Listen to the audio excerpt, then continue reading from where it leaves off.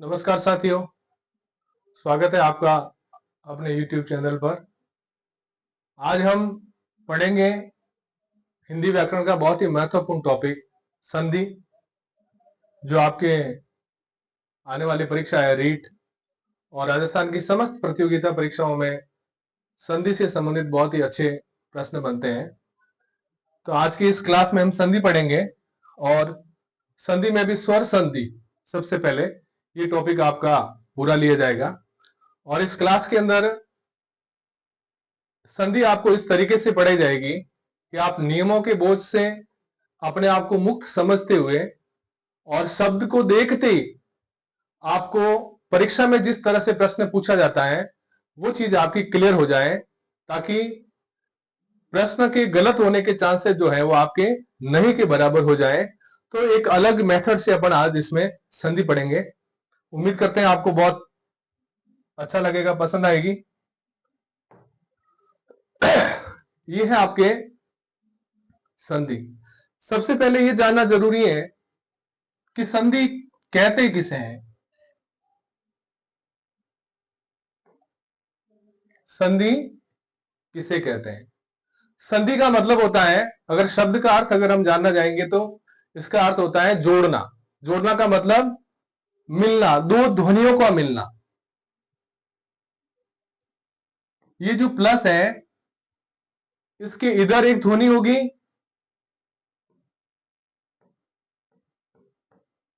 और इधर भी ध्वनि होगी।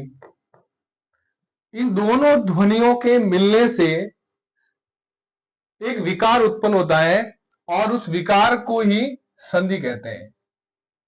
तो परिभाषा अगर हम जानेंगे तो ध्वनियों या वर्णों के मेल को संधि कहते हैं। अब संधि के प्रमुख रूप से जो भेद होते हैं वो तीन होते हैं: स्वर संधि, व्यंजन संधि और विसर्ग संधि। अगर हम तीनों संधियों के पढ़ने को लेकर के बात करें तो कम से कम 10 से लेकर के 15 दिन तक इनकी क्लासें चलती हैं। और 10-15 दिन की क्लास चलने के बावजूद भी पढ़ने वाले जो छात्र हैं उनको संधि समझ में नहीं आती। तो इसका मतलब कहीं ना कहीं हमारे पढ़ने के मेथड में गलती है, कोई ना कोई तरीका है जो अपन उसको मिस कर रहे हैं, गलत तरीके से पढ़ रहे हैं। तो आपको आज इस क्लास में बताया जाएगा कि संधि हम पढ़े कैसे। सॉरी। अब आपको पढ़ाने के समय में इतने नियम बता दिए जाते हैं कि नियम तो याद रह जाते हैं और जो प्रश्न पूछा जाता है वो आपका गलत हो जाता है। सबसे पहले हमको ये जानना जरूरी है कि परीक्षा में संधि को लेकर के प्रश्न कितने पूछे जाते हैं, किस टाइप के पूछे जाते हैं। सिर्फ और सिर्फ अगर हम बात करें तो आज तक संधि से लेकर के जो प्रश्न पूछे गए हैं वो पूछा जाता है, पहला प्रश्न पूछा जाता है संधि करो। संधि करने का मतलब होता है कि दो शब्द दिए हुए हैं, इनको जोड़ दो। दूसरा आता है विच्छेद करो।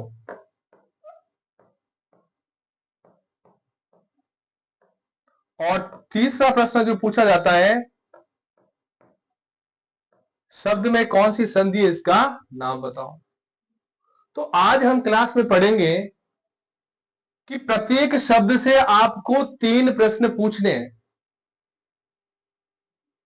उत्तर देने के लिए शब्द से ही हम 3 प्रश्न पूछेंगे और जैसे जैसे आपको उत्तर मिलता जाएगा आपका काम आसान हो जाएगा। तो सबसे पहले अगर हम बात करें, सबसे पहले के स्वर संधि पढ़े अपन। स्वर संधि का मतलब ये हुआ कि जो ये प्लस है आपके, इस प्लस के इधर भी स्वर होगा और इधर भी स्वर होगा। और हम जानते हैं कि स्वर कितने होते हैं, 11 स्वर होते हैं। तो ये जो आपके सामने लिखे हुए स्वर है, ये स्वर आपको पूरे जो 5 वर्गीकरण है संधि में उसमें देखने को मिलेंगे। तो सबसे पहले शुरू करते हैं अपन दीर्घ स्वर संधि। दीर्घ का मतलब होता है इस संधि के अंदर जो दीर्घ वर्ण है आ, अब नियम ये लिखा होता है कि अ प्लस अ मिलकर के आ बन जाता है, अ प्लस आ मिलकर के आ बन जाता है। कहने का मतलब है कि ये अ के भिन्न रूप मिलकर के बनेगा तो आई, ई मिलकर के बड़ी ई बनेगी, ऊ और ऊ मिलकर के बड़ा ऊ बनेगा, और री मिलकर के ये भी री बनेगा। लेकिन इस नियम को याद रखने से आपको संधि याद नहीं होगी, ये तो आपकी जानकारी के लिए यहां पर लिखना जरूरी हो गया। आपको इतना तो जरूर याद रखना है कि ये जो दीर्घ संधि है, इस दीर्घ संधि की पहचान है आपको कि ये शब्द आपको याद रखने हैं, आ, बड़ी और बड़ा हो। मतलब जो शब्द दिखाई देता है उसके अंदर आ, ई और उ की मात्रा होना जरूरी है। अगर ये नहीं है तो वहां पर दीर्घ संधि नहीं है। अब ये चीज तो अपन देख लेंगे, जैसे ये आपके पास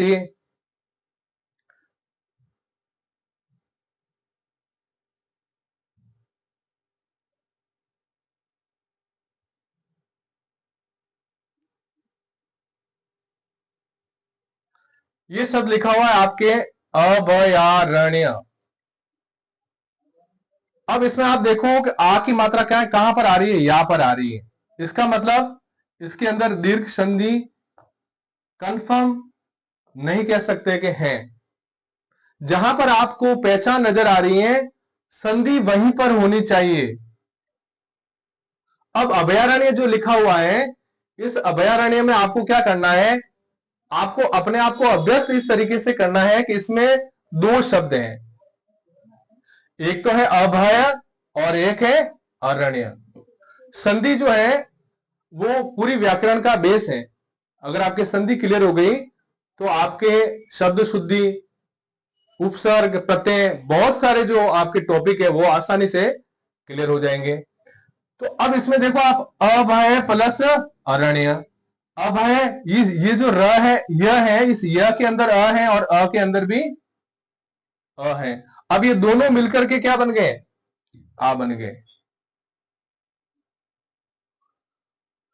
कहीं पर ये भी लिखा हुआ आता है अभी प्लस अरण्य। ये मैं आपको समझाने के लिए कह रहा हूं, क्योंकि ये जो अभी शब्द है, अब इसका अगर अपन संधि करेंगे तो ये बनेगा अभ्यारण्य। बन तो ये भी गई संधि, लेकिन ये अशुद्ध शब्द है और ये शुद्ध है। और शुद्ध और अशुद्ध कैसे हो गए, क्योंकि इस अभ्यारण्य शब्द का जो अर्थ है ना, ये दोनों मिलकर के परिभाषित नहीं करते। अभी का मतलब होता है सामने, और अरण्य का मतलब होता है वन या जंगल। जबकि अभयारण्य का मतलब होता है, अभय का मतलब होता है बिना डर के, और अरण्य का मतलब वन, वह वन क्षेत्र जहां पर बिना भय के विचरण कर सके। कौन, जंगली जानवर, जिनका शिकार निषिद्ध होता है। तो कहने का मतलब यह है कि ये दोनों शब्द जो है, इन दोनों शब्दों के अर्थ हैं, और ये दोनों अलग अलग जो शब्द हैं वापस पुनः बनने वाले संधि शब्द के अर्थ को परिभाषित करते हैं, तब जाकर के आपकी संधि सही होती है। तो आपको ध्यान ये रखना है कि हमें इस तरीके से शब्दों का विच्छेद करना है कि दोनों शब्द का अर्थ निकलना चाहिए। ऐसे नहीं कि आपकी जहां मर्जी हो वहां से टुकड़े कर दिए और संधि विच्छेद हो जाएगा। अब देखो वापस ये लिखा हुआ है कारागार, तो इसमें से आपको शब्द निकालना है कारा और आगार, कारा और आगार। अब कारागार का मतलब क्या होता है, कारा का मतलब होता है एक परिधि या रेखा या सीमा, और आगार का मतलब घर या निवास स्थान। एक ऐसे निवास स्थान को परिधि में बांध दिया जाता है, सीमा में, इसके अंदर जाने से वापस आदमी बाहर, इस क्षेत्र से बाहर नहीं जाता है, जिसको अपन जेल भी कहते हैं। अब समझने वाली बात यह है आपको, अगर मैं यहां पर ये लिख दूं, ध्यान देने वाली बात जो पढ़नी है, शब्द तो आपको बहुत सारे मिल जाएंगे। अगर मैं कार प्लस आगार लिख दूं, और इसके अंदर भी अ है और इसके अंदर भी आ है, और दोनों मिलकर के क्या बनते हैं? कारागार। तो दोनों मिलकर के भी बनते हैं, उसके बावजूद भी ये गलत क्यों है? अगर आपको ये बात समझ में आ गई तो आपके पढ़ने का जो तरीका है वो बदल जाएगा। कैसे? क्योंकि इस कार का मतलब वो रेखा और सीमा नहीं होता, इस वजह से ये गलत हो गया। तो आपको अभ्यास ये करना है कि ये कार है या कारा है ये कोई नहीं सीख पाएगा, ये तो आपको खुद को ही जानकारी प्राप्त करनी पड़ेगी। और आपको दो सार्थक शब्द, क्योंकि संधि का मतलब है दो शब्द मिलकर के बने, आप जैसे ही आपने दो शब्दों को बाहर निकाल दिया आपका विच्छेद सही हो जाएगा। अब देखो हिमालय, हिम प्लस आलय, आपको पढ़ने के टाइम आपको इसको ध्यान नहीं देना है, आपको प्रैक्टिस ऐसे ही करना है कि इसमें दो शब्द निकालने मुझे, हिम प्लस आलय। तो अगर अपन इसको अगर हिमा प्लस आलय कर दे तो गलत क्यों है ये? समझने की कोशिश करना आप। जबकि ये अ और ये मिलकर के बनेगा तो आई, लेकिन ये गलत है और ये सही क्यों है, ये अभ्यास मैं आपको बताना चाहता हूं। इसका अभ्यास आपको करना है, क्योंकि इस हिमा का मतलब बर्फ नहीं होता है और इस हिम का मतलब बर्फ होता है, और आलय का मतलब घर, बर्फ का घर। इस वजह से ये गलत हो गया। अब इस हिम और हिमा को सीखने का कोई नियम नहीं है, ये मूल शब्द है, ये रूट शब्द है, इनका अर्थ निश्चित है कि इस हिम का अर्थ ही बर्फ है। ये प्रैक्टिस आपको करनी है। तो हिम प्लस आलय परमाणु, परम प्लस अणु, वाचनालय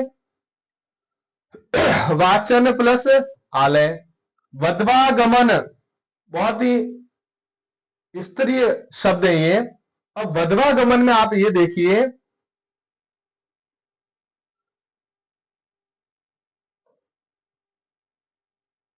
ये यहां पर बीच में इसलिए डाला गया है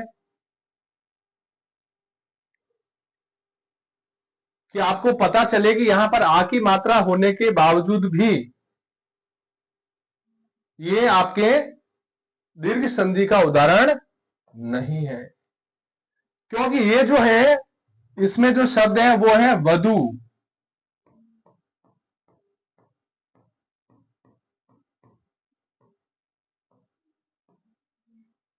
और ये आपके यण संधि का उदाहरण है। आप ये कह सकते हैं कि इसमें भी आ की मात्रा आ रही है, फिर भी ये दीर्घ स्वर संधि क्यों नहीं है? इसका आपको आगे वाली जो संधि पढ़ेंगे कि यण संधि में क्यों है, क्योंकि यण संधि का नियम है कि य व र से पहले हलंत आता है। तो ये देखिए आप व से पहले हलंत है तो ये यण संधि में जाएगा, इसलिए इसको यहां पर डाला था। अब देखिए सा अवयव, स प्लस अवयव, स्वाधीन, स्व प्लस अधीन। स्व का मतलब स्वयं के अधीन, अगर आप इसका सु प्लस अधीन कर देंगे तो इसका अर्थ बदल जाएगा और ये शब्द भी हो जाएगा स्वधीन, जो कि क्या है? गलत है। अब देखिए दावानल, तो दाव प्लस अनल, अनल का मतलब अग्नि, आग, और दाव का मतलब वन, जंगल में लगने वाली आग। इस दाव का मतलब वन होता है, जंगल होता है, दावा का मतलब नहीं होता है। इस तरह से मिलते जुलते शब्द होते हैं जठरानल, बड़वानल।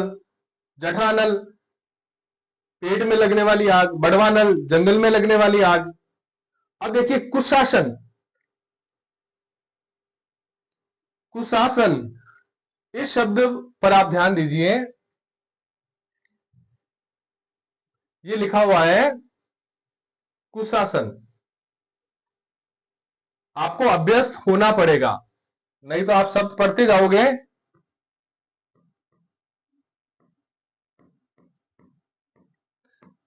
एक तो आपको ये ध्यान रखना है कि संधि के अंदर हम परिभाषा पढ़ते हैं कि दो ध्वनियों के मिलने से जो विकार उत्पन्न होता है उसको कहते हैं अपन संधि कहते हैं। अगर दोनों ध्वनियों के मिलने से अगर कोई विकार उत्पन्न नहीं होता है तो उसमें संधि नहीं है। यह भी जानना जरूरी है कि प्रत्येक शब्द की संधि नहीं होती है। अब जैसे ये कुशासन लिखा हुआ है, अब कोई इसको ऐसे करके आ जाए,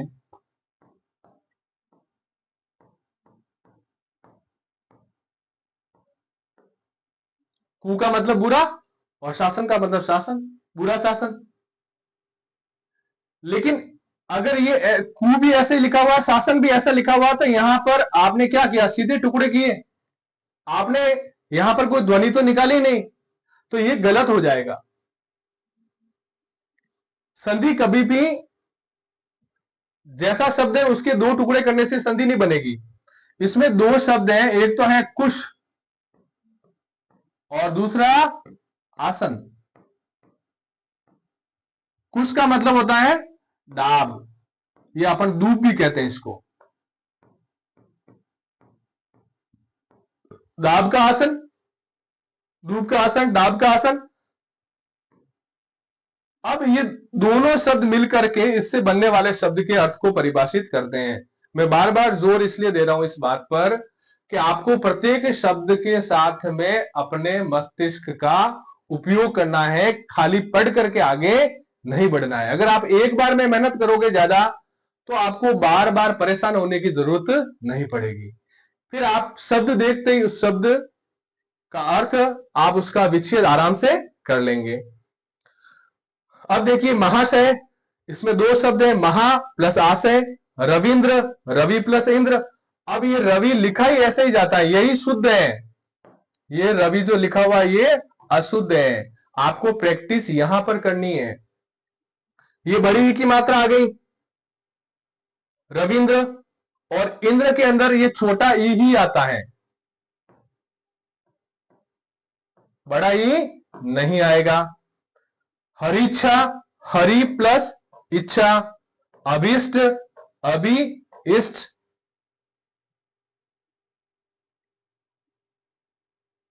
अब देखिए मैंने यहां पर कुछ शब्द लिखे हैं आपके, चतुरानन, पंचानन, षडानन और दशानन। अपन बात कर रहे थे कि जो दीर्घ स्वर संधि है इसमें आ, ई और ऊ की मात्रा आती है। अब आप ये कह सकते हैं कि सर यहां पर आ की मात्रा आ रही है, यहां पर भी आ की मात्रा आ रही है, यहां पर भी आ की मात्रा आ रही है। तो मैंने कहा कि आपको 3 प्रश्न पूछने उस शब्द से। दीर्घ स्वर संधि के लिए आ, ई, ऊ की मात्रा आ रही है, हाँ आ रही है। इसका मतलब इसमें दीर्घ स्वर संधि हो सकती है। लेकिन दूसरा काम करना है कि संधि विच्छेद भी जहां पर आपको पहचान नजर आ रही है वहीं पर होनी चाहिए। विच्छेद का मतलब दो स्वतंत्र शब्द भी वहीं से अलग होने चाहिए। अब अपन बात करें चतुरानन की। अगर मैं इसकी संधि इस हिसाब से करूं, चतुर प्लस आनंद, ये अ और ये आ मिलकर के क्या बन गया, आ बन गया। इसका मतलब इसमें दीर्घ स्वर संधि होनी चाहिए। बस अगर यहां पर आपने ध्यान दे दिया इसका मतलब आपने सीखना शुरू कर दिया। मैंने कहा था कि इस चतुरानन का मतलब क्या होता है, इस चतुरानन का मतलब होता है ब्रह्मा। ये आपको सीखना पड़ेगा। इसका मतलब ये दोनों शब्द जब अलग अलग होंगे तब भी इन दोनों का मतलब वापस ब्रह्मा जी होना चाहिए। अब ये जो चतुर लिखा हुआ है, इस चतुर का मतलब तो होता है चालाक, और आनंद का मतलब होता है मुंह, चालाक मुंह, गलत हो गया। जबकि ब्रह्मा जी चतुरानंद का मतलब होता है, ये शब्द बनेगा ऐसे, चतुह प्लस आनन, चार मुख वाले, जिनके चार मुंह हैं। तो ये चतुर लिखा हुआ है ना, इसका मतलब चार होता है। इस चतुर का मतलब 4 नहीं होता है, इस वजह से ये गलत हो गया। समझ में आ रहा है आपको? अब ये लिखा ऐसा का ऐसा है, लेकिन इसमें कौन सी संधि है? जब विसर्ग लग गया तो कौन सी संधि हो गई? बहुत आसान है। हमारे पढ़ने का तरीका बहुत गलत होता है, इस वजह से आपके जो प्रश्न होते हैं वो गलत हो जाते हैं। एक संधि से दूसरी संधि के बीच में रात और दिन का फर्क होता है, और आप क्या करते हैं? फिर भी गलत कर देते हैं, इतना बड़ा फर्क होने के बावजूद भी, क्योंकि आप अपने दिमाग का उपयोग नहीं करते हैं, आप रटंत विद्या से पढ़ रहे हैं। आगे देखें सब। चतुरानन क्यों हुआ? इसमें विसर्ग संधि समझ में आ गया। पंचानन, ये है आपके पंच प्लस आनंद, ये बिल्कुल सही संधि है, ये दीर्घ संधि है, क्योंकि पंच का अर्थ क्या होता है? 5 होता है, और 5 मुख किससे के होते हैं? पता करना आप लोग। षडानन, अब देखिए षडानन का मतलब क्या होता है, ये मैंने लिख दिया आपके। एक बार आपको पूरा सुनना पड़ेगा, अगर आप स्किप करते चले गए तो फिर आप संधि जिंदगी पर तक पढ़ते ही रहेंगे, आपको याद होने वाली नहीं है, क्योंकि आप समझ ही नहीं रहे। षडानन, अब देखिए इसमें भी आ की मात्रा है, आप तो कह दोगे कि आपने आ, ई और ऊ की मात्रा बताई थी, तो यहां पर दीर्घ स्वर संधि क्यों नहीं है? मैंने कहा यहां पर आपको रुकना है, एक सवाल और पूछना है इससे। विच्छेद यही होना चाहिए, आपका विच्छेद भी यही हो रहा है, लेकिन ये षड प्लस में आनंद कर देता हूं, तो इस षड का मतलब 6 नहीं होता है। समझ में आ रहा है आपको? क्यों?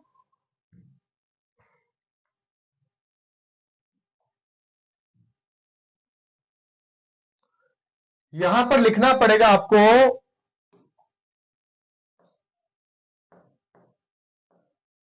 सट, ट के नीचे हलंत लगेगा, और इसका मतलब होता है 6। और अपन ने पढ़ा था कि प्लस के इधर भी स्वर हो और इधर भी स्वर हो तो स्वर संधि होती है। अब यहां पर हलंत लग गया तो ये स्वर नहीं है, ये व्यंजन है, इस वजह से इसमें संधि कौन सी हो गई? व्यंजन संधि हो गई। बहुत आसान है।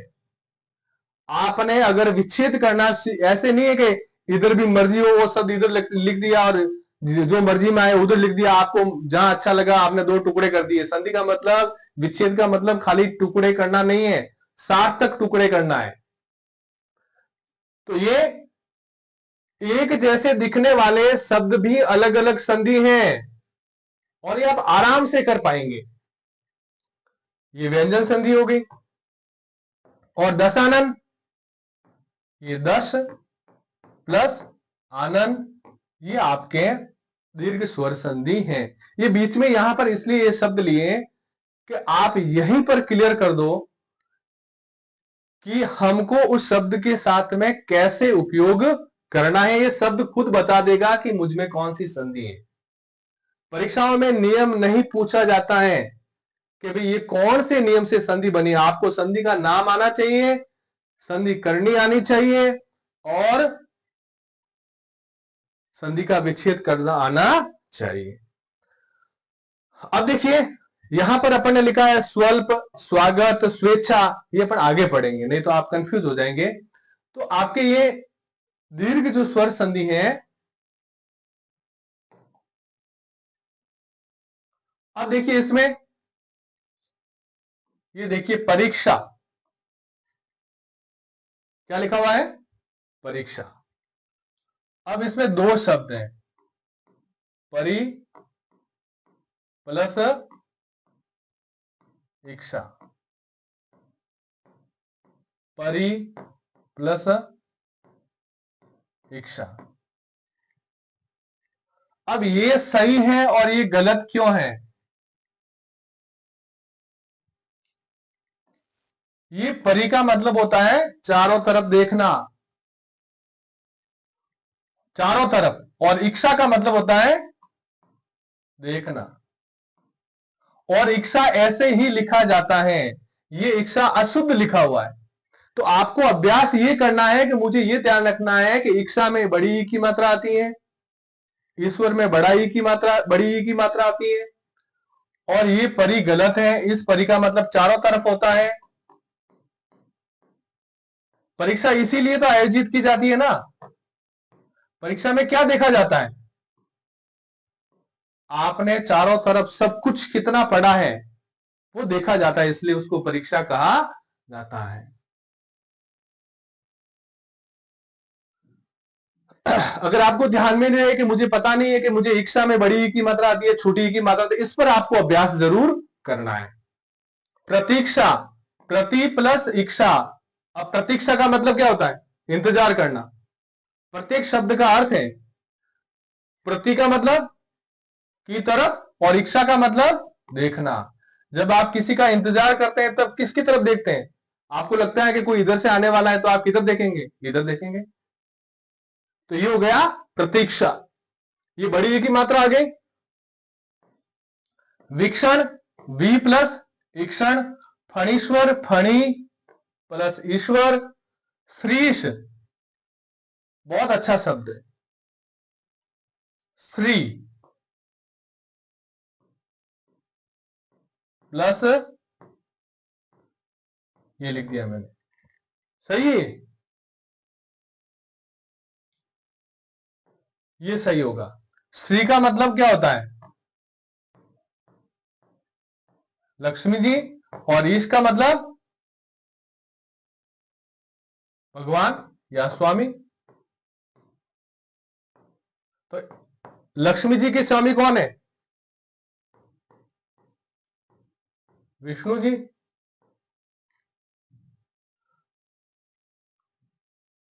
संधि पढ़ने से आपको शब्दों की बहुत अच्छी जानकारी प्राप्त हो जाती है।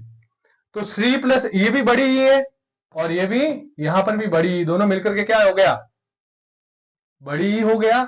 लेकिन आपको ध्यान ये रखना है कि शब्द पहले बने हैं और नियम बाद में बने हैं। तो शब्द या संधि नियमों की मोहताज नहीं है, आपको शब्दों पे ध्यान देना है। ये श्री और ईश, रजनीश, रजनी और ईश। रजनी का मतलब रात्रि, और ईश का मतलब स्वामी, रात्रि, रात्रि का स्वामी चंद्रमा।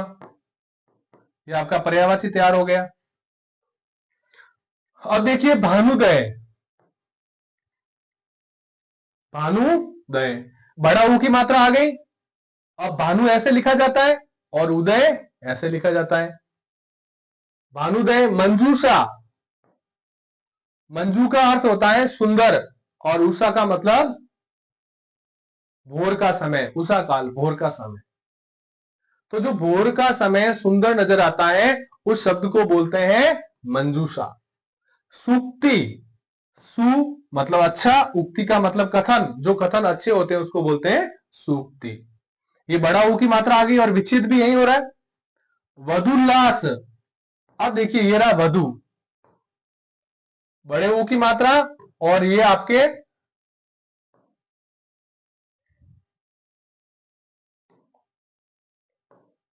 उल्लास,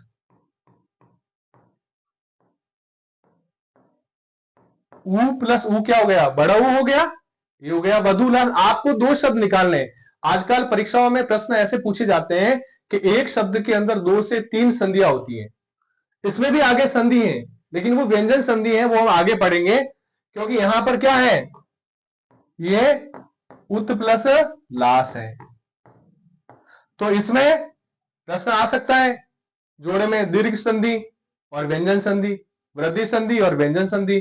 तो ये दीर्घ संधि और ये क्या हो गया, व्यंजन संधि।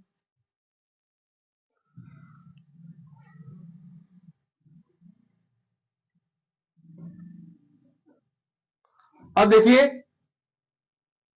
लघु उर्मी, लघु प्लस उर्मी, उर्मी के अंदर बड़ा ऊ आता है, छोटा ऊ प्लस बड़ा ऊ बराबर बड़ा ऊ, लघु प्लस उर्मी। भू ऊर्जा, भू प्लस ऊर्जा, और ये आपके री वाला आ गया, पितृ, री प्लस री, पितृण। ये आपके दीर्घ संधि यहां पर पूरी हो जाती है। आपको ध्यान ये, अब क्या करेंगे अपन, जब आगे वाली संधि पढ़ेंगे तो पीछे वाली संधि हमें क्या कंफ्यूज कर रही है क्या आगे वाली संधि में। अगर पीछे वाले जो संधि पढ़ी है वो क्लियर नहीं हुई तो आगे वाली संधि पढ़ने का मतलब नहीं है। अगली संधि है आपके गुण संधि।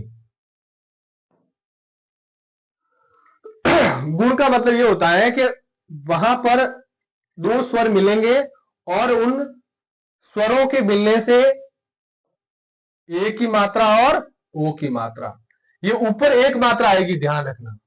ऊपर क्या कितनी मात्रा आएगी, एक मात्रा। और एक मात्रा किसकी होती है, एक तो इसकी होती है ए की और एक ओ की। और उसमें क्या पढ़ा था अपन ने, आ ई, जब हम संधि पूरी पढ़ लेंगे ना तो आपके पास में बहुत छोटी सी सामग्री होगी, एक लाइन, जिससे कि आप सारी संधि आसानी से कर सकते हैं।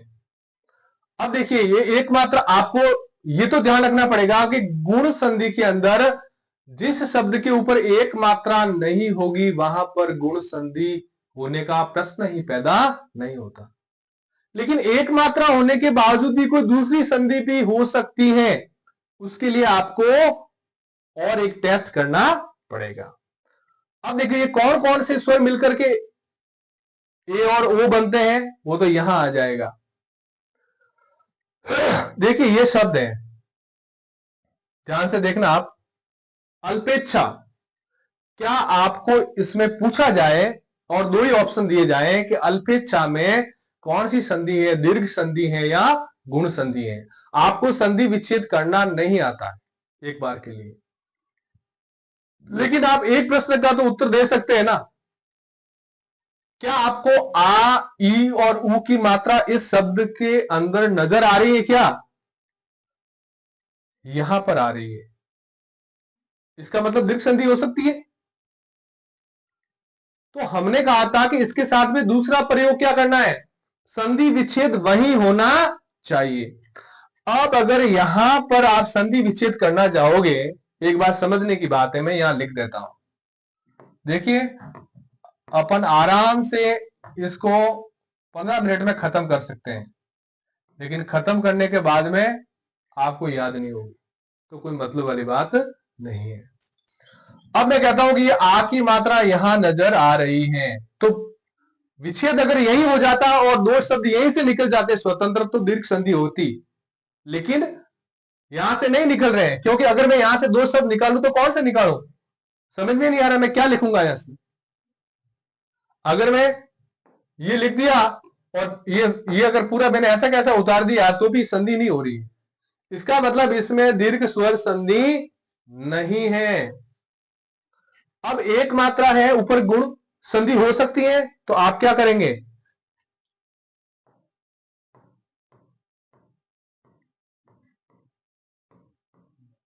ये तो क्लियर हो गया कि इसमें दीर्घ स्वर संधि नहीं है। अब यहां पर एक मात्रा यहां पर आ रही है ना, तो विच्छेद भी यही होना चाहिए, तब जाकर ये गुण संधि होगी। इसका मतलब ये जो मात्रा है ना दो ध्वनियों के मेल से बनी है, समझने की कोशिश करना आप लोग। तो अगर ये मात्रा एक ही मात्रा दो ध्वनियों की मेल से बनी है, तो मैं जैसे इसका विच्छेद करूंगा तो इसमें से दोनों ध्वनियां निकलनी चाहिए। ये आपके सामने है, ये अल्प और ये इच्छा,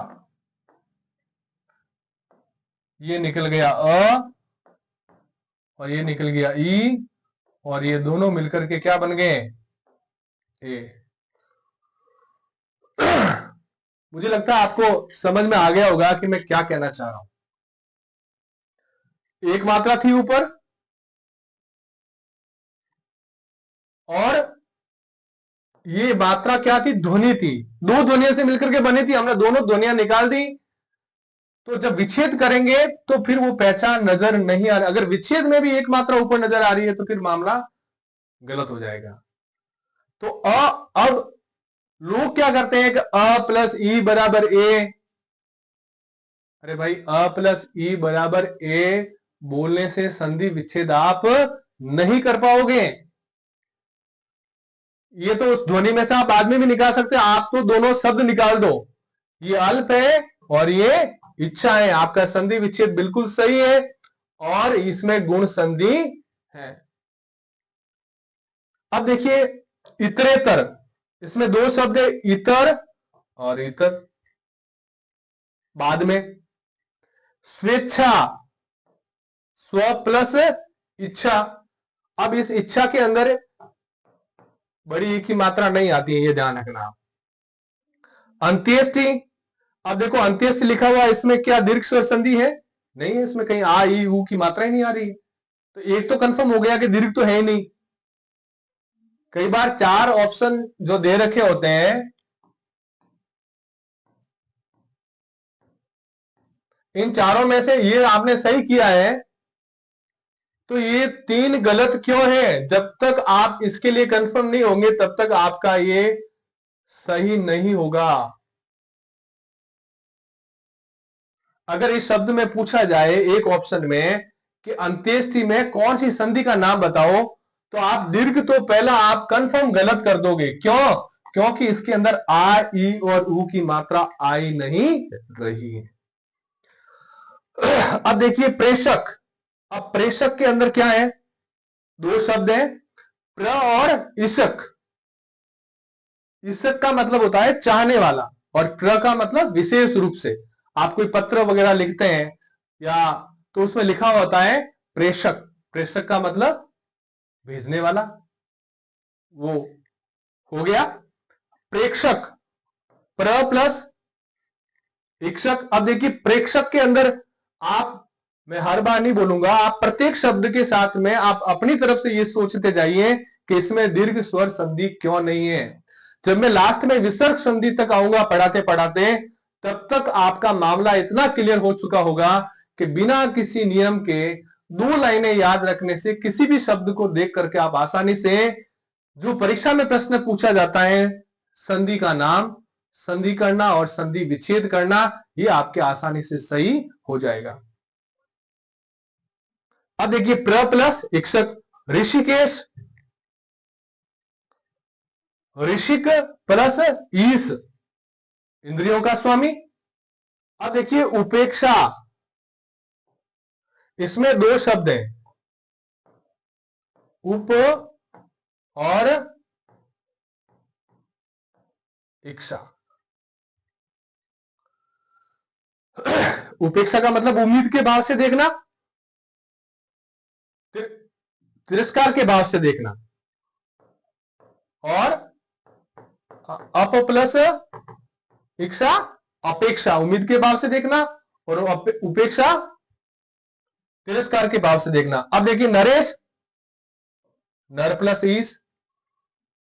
गुड़ाकेश, अब देखिए गुड़ाका प्लस ईश, ये गुड़ा का पूरा शब्द है जिसका अर्थ होता है नींद।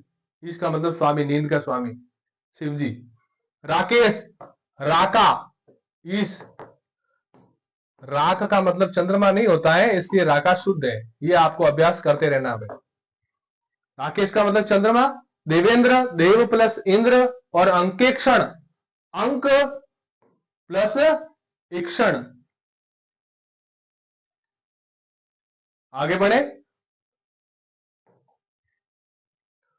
अब देखिए बहुत ही अच्छा शब्द है ये, जो शब्द है परीक्षा में शब्द शुद्धि में, प्रतियोगिता परीक्षाओं में पूछा जाता है और लगभग आपको इसी में से वो शब्द मिल जाएंगे। अब देखिए अतिशयोक्ति,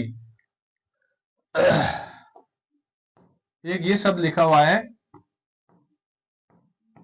अतिशय प्लस उक्ति, एक ये शब्द है अतिशयोक्ति। ये गलत क्यों है? क्योंकि इस अतिशय का मतलब होता है बढ़ा चढ़ाकर कहना, और उक्ति का मतलब कथन। सामान्य सी बात को बहुत बड़ा चढ़ाकर कहना क्या कहलाता है? अतिशयोक्ति, जो इसका मतलब होता है। अब यहां पर यह सब इसी वजह से गलत हो गया। अब आप रटते जाओगे कि मुझे यह याद रखना है कि आधा सा आ गया तो वो गलत है, पूरा सा आ गया तो सही है। कितना रटोगे? ये देखिए अंत्योदय, अंत्य प्लस उदय, ये अ है और उ मिलकर के ओ की मात्रा बन गई। दो शब्द निकालने आपको तो, अन्योक्ति, अन्य प्लस उक्ति, चित्रोपम, चित्र प्लस उपम, सौदारहरण। अब देखिए स प्लस उदाहरण। अब यहां पर आप कह सकते हैं कि इसमें भी संधि है, आ की मात्रा है तो दीर्घ संधि है क्या? नहीं है, क्योंकि इसका विच्छेद करेंगे तो उत आएगा, हलंत आएगा, व्यंजन संधि हो जाएगी। रसोद्रेक, रस प्लस उद्रेक, सूर्योष्मा, सूर्य प्लस उष्मा। अब ये उष्मा गलत है, ये ध्यान रखना, आपको मेहनत यहां पर करनी है। दोनों शब्द अलग करते हुए शुद्ध शब्द पे ध्यान देना है। बालोचित, देखिए एक मात्रा नजर आ रही है और यहीं पे विच्छेद हो रहा है। बाल प्लस उचित, लवोपल, लव प्लस उपल, लव का मतलब वर्ग, उपल का मतलब टुकड़ा। सुधोतेजना, अब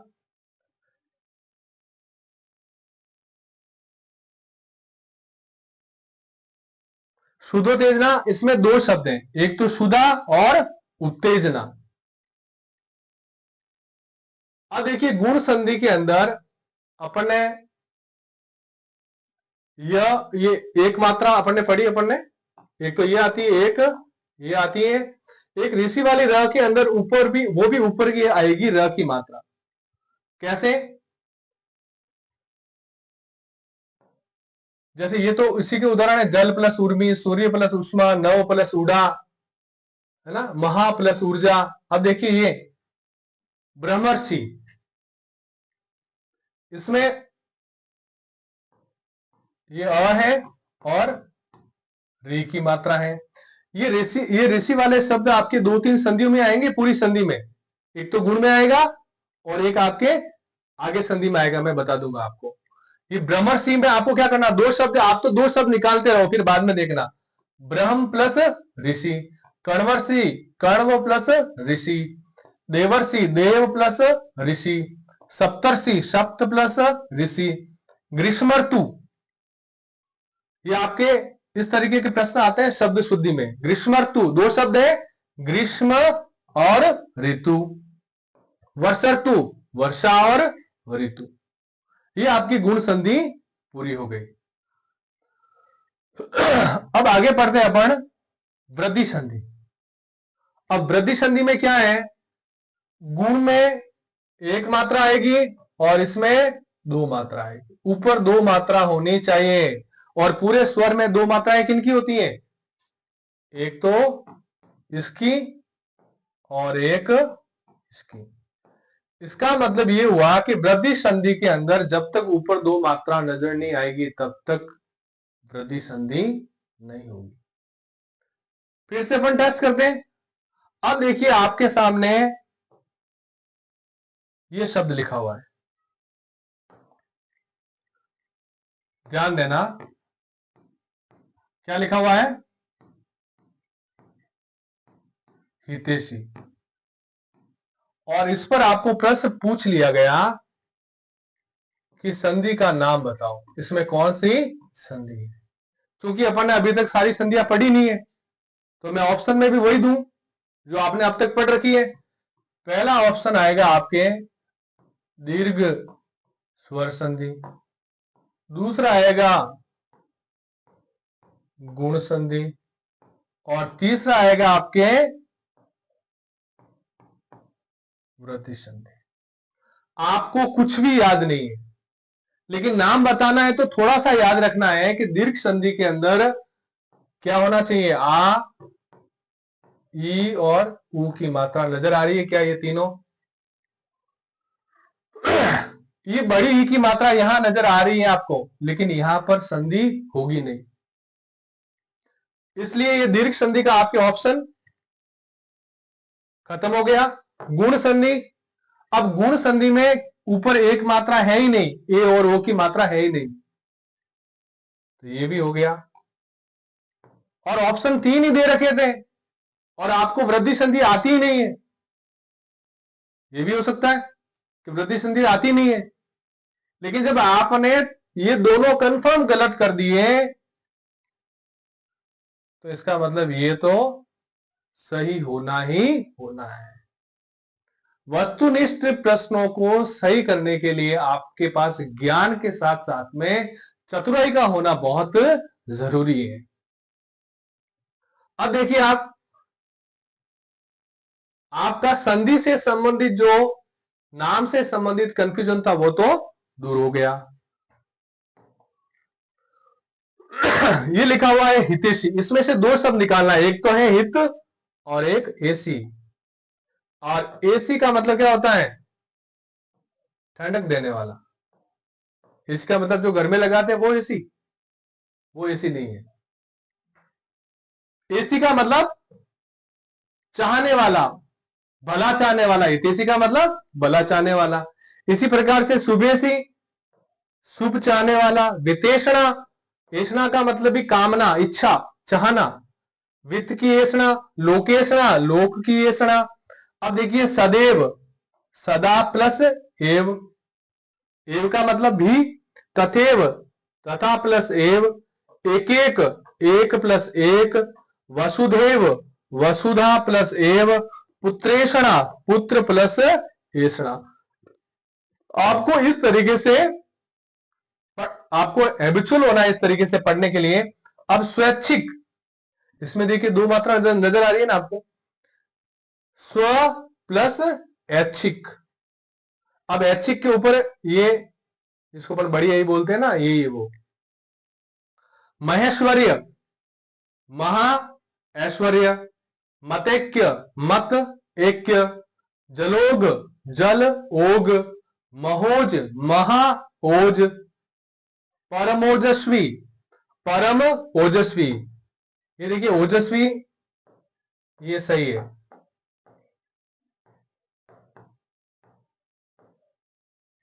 वनौषध, वन औषधि। प्रौद्योगिकी, प्रौद्योगिकी। परमौदार्य, परम औदार्य। अब देखिए इस औद्योगिकी शब्द में भी संधि है।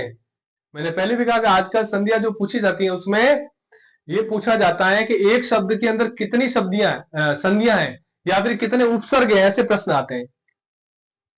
परमोदार्य, परम औदार्य।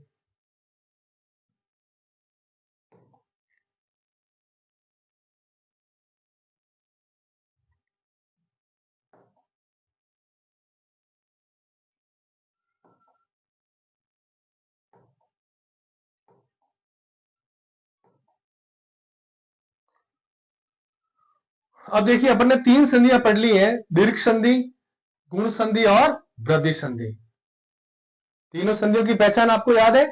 अब अगली संधि पढ़ते हैं अपन, यण संधि। बहुत महत्वपूर्ण संधि है। अब यण संधि में आपको क्या रखना है, ध्यान रखना है कि जो शब्द आपको नजर आएगा उस शब्द के अंदर य, व और र, ये शब्द में होने ही चाहिए। और इस शब्द के आगे हलंत होना चाहिए। क्या होना चाहिए? जैसे मैंने लिख दिया है, व्यंजन लिख दिए है ना, हलंत होने चाहिए। ये इसकी पहचान है। अब देखिए यण संधि य व र से पहले हलंत होना चाहिए। अब भाई बनते कैसे, नियम क्या कहता है, ई और ई के पास में असमान स्वर आता है तो वो ध्वनि, दो ध्वनियां मिलकर के यह बन जाती हैं। ऊ और ऊ आएगा तो वह बन जाएगा, और री और असमान स्वर आएगा तो र बन जाएगा। नियमों में नहीं उलझना, आप तो यहां ध्यान दो। अब यहां पर शब्द है अभ्यर्थी। क्या शब्द है? अभ्यर्थी। अपन फिर वही बात करते हैं, एक बार थोड़ा सा समय तो आपको देना पड़ेगा।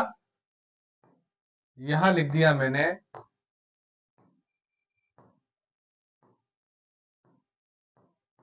अभ्यर्थी।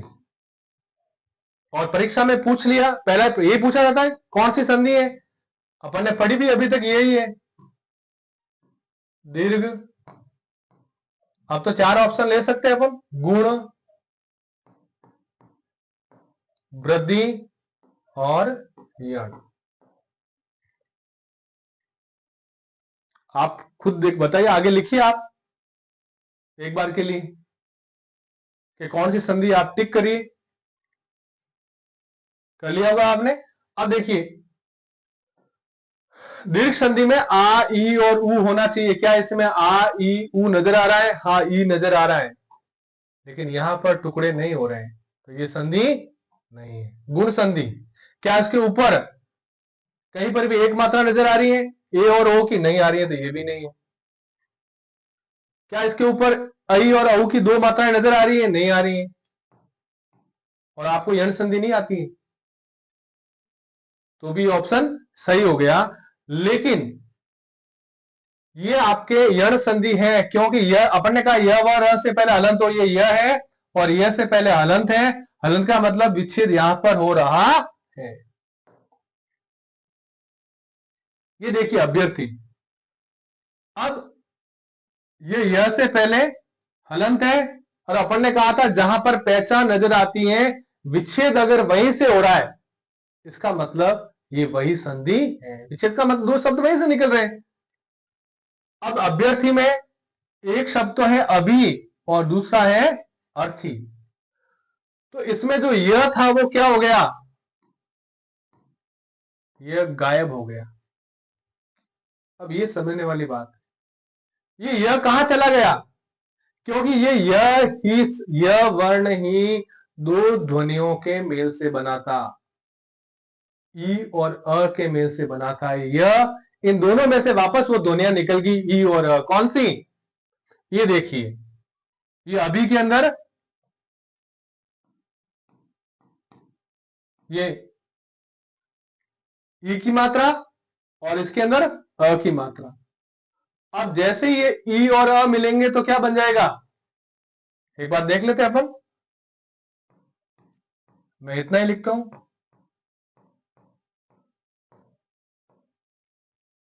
है ना।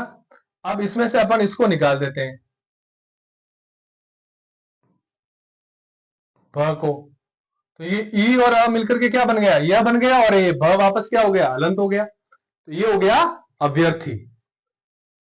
अध्यक्ष, अधि प्लस अक्ष, पर्यटन, परि प्लस अटन।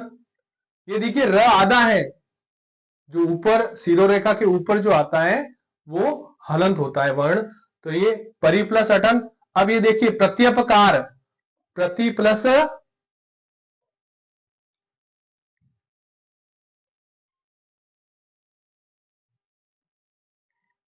प्रति प्लस, ये प्रत्युपकार होना चाहिए, तो ये अ होगा, प्रति प्लस अपकार होगा। क्या होगा? ये यहां पर ध्यान रखना।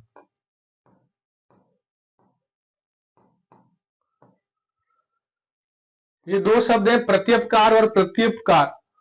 अगर आप उपकार के बदले उपकार करते हो तो प्रत्युपकार, और उपकार के बदले अगर उपकार नहीं करते हो तो प्रत्युपकार। अब ये पर्यवेक्षण, परि प्लस अवेक्षण, इसमें भी 2 संधि है। अब इसमें देखिए 2 संधि है, एक तो ये यह से पहले र आ गया, यण संधि, और ऊपर एक आ गई मात्रा, और विच्छेद भी यही हो रहा है। कैसे हो रहा है? अव प्लस ईक्षण। तो इस शब्द के अंदर कितनी संधि है? 2 संधि है, एक तो यण संधि और एक गुण संधि।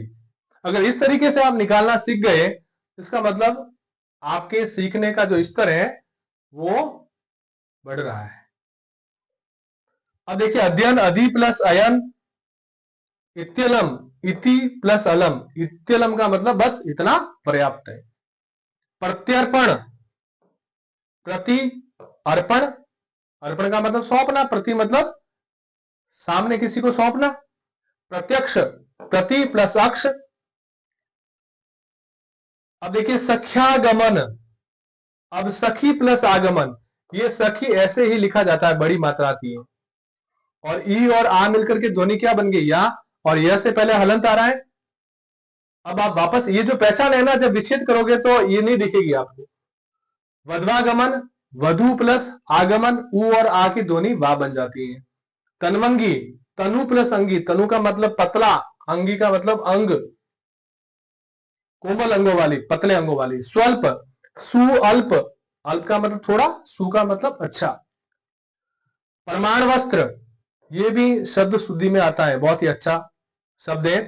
इसमें दो शब्द है, परमाणु और अस्त्र। आप तो दो शब्द निकालते जाइए। अन्विति, अनु प्लस इति, अन्वेषण, अनु प्लस ऐषण, अन्वीक्षा, अनु प्लस इक्षा। अन्वीक्षा के अंदर एक तो शब्द है अनु, और इक्षा का मतलब, अन्वीक्षा का मतलब, अनु का मतलब बाद में, और इक्षा का मतलब देखना, दोबारा देखना। अब देखिए, अध्यापक, इसमें शब्द है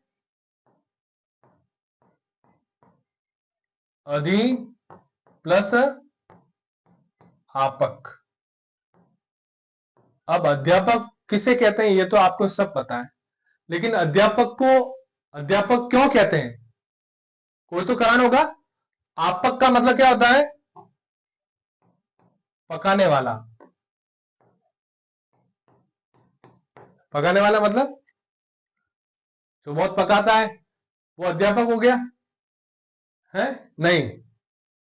पकाने वाला मतलब परिपक्व करने वाला, विशेष रूप से परिपक्व करने वाला। विद्यार्थी की चेतना को परिपक्व करने वाला क्या कहलाता है, अध्यापक। क्योंकि जो बच्चा आपके सामने आता है उसमें चेतना तो होती है, बुद्धि तो होती है, लेकिन परिपक्व नहीं होती है, और ये काम गुरु करता है, इसलिए उसको बोलते हैं अध्यापक। तो ये सारे शब्द आपके अंदर बहुत अच्छी समझ पैदा करते हैं, आपके शब्द भंडार को, आपके वाक कौशल को बढ़ाते हैं। इसलिए केवल परीक्षा पास करने के लिए या सिर्फ थोड़े दिनों की जानकारी के लिए अगर आप पढ़ोगे तो वो आपको याद नहीं होगा। अगर आप शब्दों के साथ में एक रुचि के साथ में पढ़ोगे तो आपको पढ़ना बोझ नहीं लगेगा, बहुत आनंद आएगा आपको। अब देखिए, स्वागत, क्या लिखा हुआ है, स्वागत।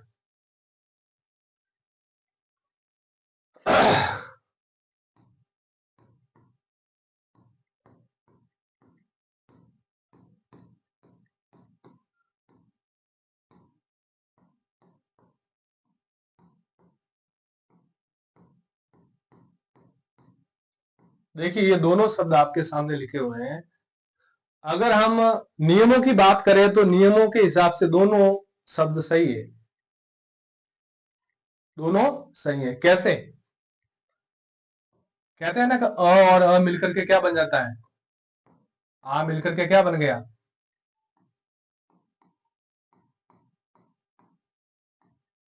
ये अ और ये आ, दोनों मिलकर के आ बन गया। इसका मतलब इसमें दीर्घ स्वर संधि होनी चाहिए। हमने कहा था ना, जिसमें आ, ई और ऊ की मात्रा नजर आती है वहां पर दीर्घ संधि होती है। मैं खुद आपको ऐसे शब्द लेकर के आ रहा हूं, छुपा नहीं रहा हूं। तो इसका मतलब इसमें फिर मैंने कहा विच्छेद भी वही होना चाहिए। मैंने कहा था 3 प्रश्न पूछने आपको, कई बार तो एक प्रश्न में काम हो गया, कई बार दूसरे में हो गया, और कई बार तीसरे में जाकर के तो काम होना ही होना है। कैसे, अब अपन बात करें कि ये जो स्वागत लिखा हुआ है, मैंने स्व लिख दिया, आगत लिख दिया, विच्छेद भी यहीं पर हो गया, फिर भी इसमें दीर्घ स्वर संधि क्यों नहीं है, ये बहुत बड़ा प्रश्न है। और अगर इतना आपने चेक करना सीख लिया, आपको एक भी नियम याद करने की जरूरत नहीं है। कैसे, अब देखिए आप, अपन ने कहा था, क्या कहा था,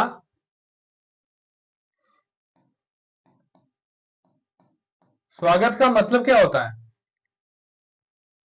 हम किनका स्वागत करते हैं, आप कोई बहुत बड़ा कार्यक्रम करवा रहे हैं, माला वगैरह आपने ला करके रखी है और फिर भी आप इंतजार कर रहे हैं, इसका मतलब कोई वहां पर आने वाला है। और आने वाला भी कोई ऐरा गहरा नहीं होगा, आने वाला भी जिसका आना आपके लिए शुभ होगा, अच्छा होगा, उसी को तो आप माला पहनाएंगे। सोचिए इस एक शब्द के अंदर कितना अर्थ भरा हुआ है। अब बात करें अपन,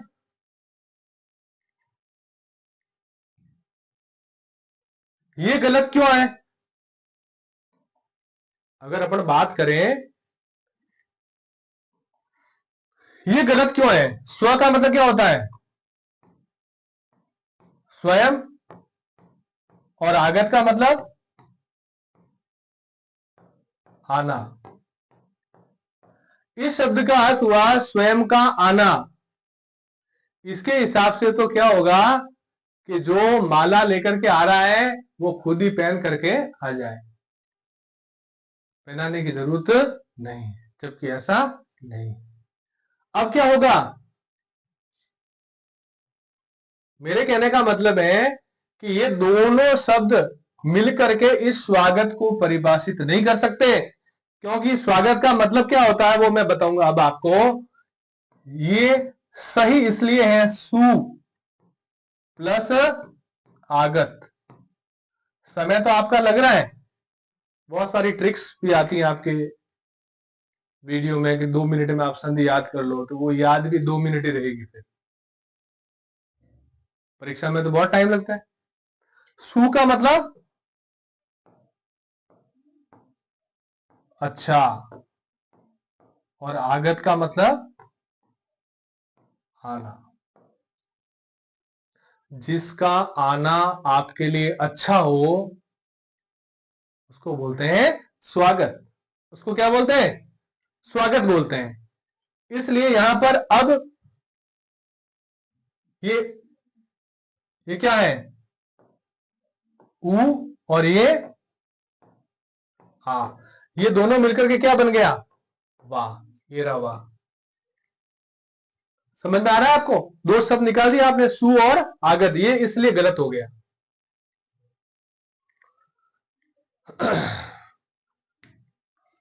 अब देखिए स्वागत, इसी तरह से आपको थोड़ा सा नए शब्दों के साथ में अभ्यास करना है कि वो गलत क्यों है।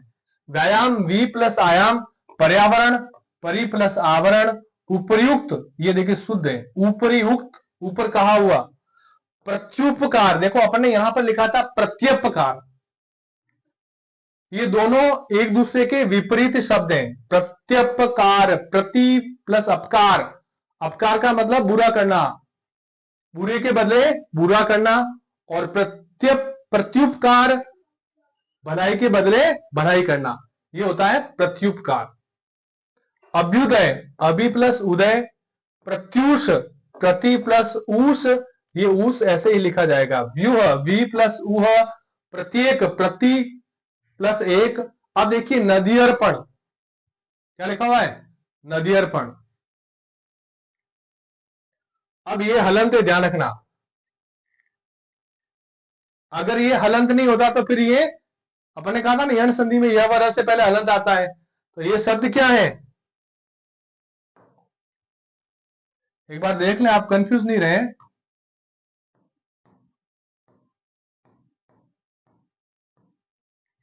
नदी अर्पण, इसमें दो शब्द हैं, एक तो है नदी और दूसरा अर्पण। अब अपन ने विच्छेद करना तो सीख लिया, लेकिन संधि कैसे करेंगे? अब देखो एक इस शब्द में अपन अगर देखें, क्या इसके अंदर दीर्घ संधि है? नहीं है। क्या गुण संधि है? नहीं है। क्या वृद्धि संधि है? नहीं है। क्या यण संधि है? हाँ है। यह से पहले हलंत है और विच्छेद भी यही हो रहा है, ये देखिए हो गया। अब ऐसा शब्द दे रखा हो और आपको अगर संधि बनानी हो तो क्या करना पड़ेगा? सीधी सी बात है कि यहां पर दो ध्वनियां हैं। कितनी ध्वनियां हैं? दो। ये बड़ी ई की मात्रा है और ये क्या है? ये अ है।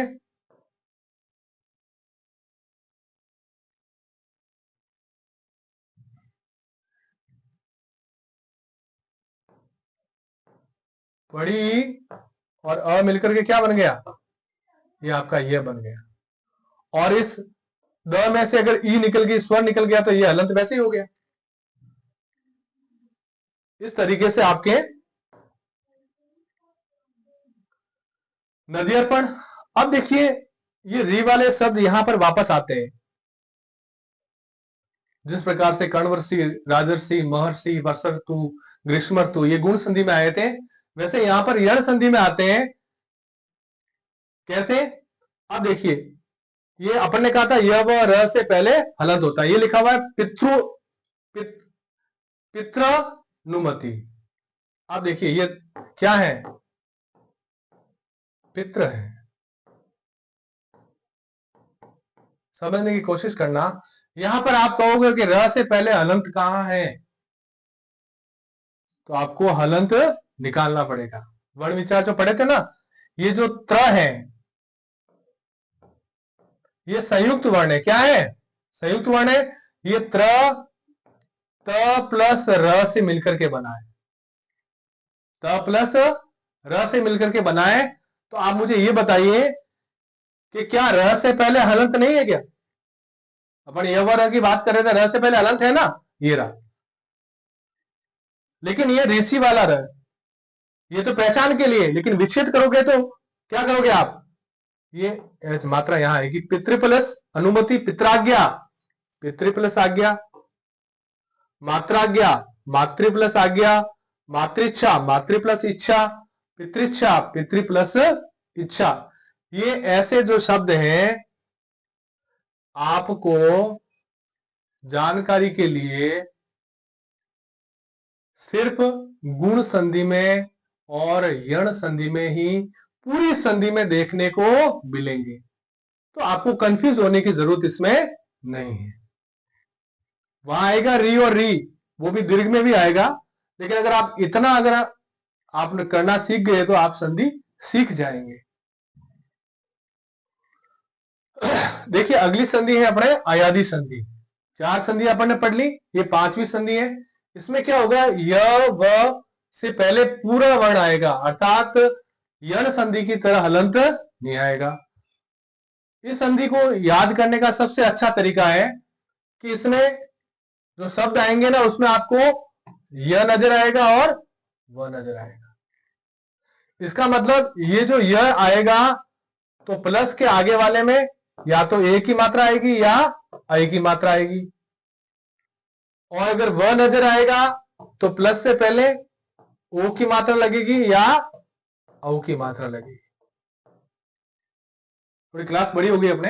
अब देखिए, अब जैसे ये नयन लिखा हुआ है, इस नयन में दीर्घ स्वर संधि है क्या? नहीं है। गुण संधि, वृद्धि संधि, यण संधि नहीं है। अयादि संधि है। क्यों? क्योंकि ये,